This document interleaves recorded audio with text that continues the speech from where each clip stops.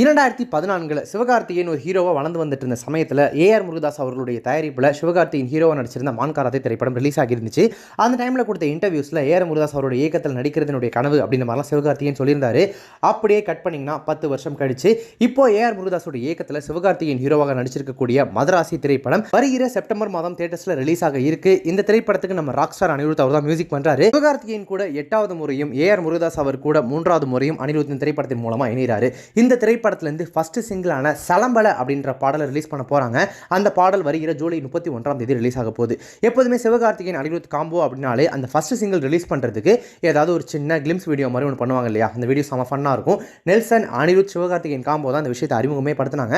அதுக்கப்புறம் இப்போ நிறைய பேர் பண்ண ஆரம்பிச்சிட்டாங்க. இப்போ அந்த காம்போவில் ஏஆர் முருகதாஸையும் சேர்த்திருக்காங்க. சிவகார்த்திகேயன், ஏஆர் முருகதாஸ், அனிருத் மற்றும் லிரிசிஸ்ட் சூப்பர் சுப்பு இவங்கெல்லாம் சேர்ந்து பண்ணியிருக்கக்கூடிய அந்த ஃபர்ஸ்ட் சிங்கிளுக்கான ஃபன்னியான ப்ரோமோ வீடியோவை ரிலீஸ் பண்ணியிருக்காங்க. அந்த ப்ரோமோ வீடியோவில் பார்த்தீங்க அப்படின்னா சிவகார்த்திகேயன் வழக்கம் போல வந்து அந்த அனிருத்தோட ஸ்டுடியோக்குள்ள வராரு. ஏஆர் முருகதாஸ் வெயிட் பண்ணிட்டு இருக்காரு.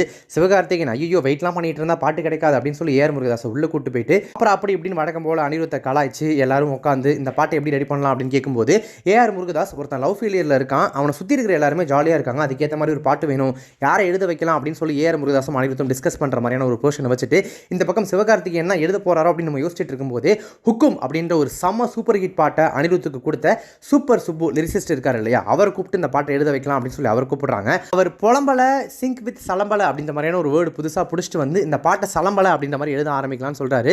சிவகார்த்திகேயனுக்கு எல்லாருக்குமே அங்கே ரொம்ப பிடிச்சி போயிடுது. இதில் பார்த்தீங்கன்னா சிவகார்த்திகேயன் வெறும் மீசை மட்டும் இருக்கிற லுக்கில் இருக்காரு. ஆனால் இப்போ அவர் அந்த லுக்கில் இல்லை. நாமுத்துக்குமாரோட ஃபங்க்ஷனெல்லாம் கூட வேற மாதிரி தான் இருந்தார். அதனால இந்த ப்ரோமோவை பார்க்கும்போதே தெரியுது இது எப்போவோ எடுத்து வச்சிட்டாங்க அப்படின்னு.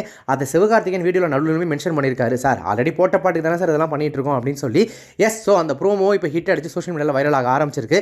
பாட்டு 31ஆம் தேதி ஜூலை ரிலீஸ் ஆக போகுது. அந்த ப்ரோமோவோட எண்டில் அந்த பாட்டிலேருந்து கொஞ்சோண்டு ஃபியூ செகண்ட்ஸ் ப்ளே பண்ணி காமிச்சிருக்காங்க. இதில் முக்கியமாக அனிருத்துக்கு போட்டியாக சொல்லப்படக்கூடிய சாய் அபியங்கர் அவர் தான் அனிருத்தோட மியூசிக்கில் இந்த பாட்டையே பாடியிருக்காரு. சலம்பல அப்படின்னு கூடிய அந்த track one of the peppy ட்ராக்காக மறுபடியும் அனிருத்துக்கிட்டேருந்து ஒரு ஹிட் சாங்காக வரும் அப்படின்னு எதிர்பார்க்கப்படுது.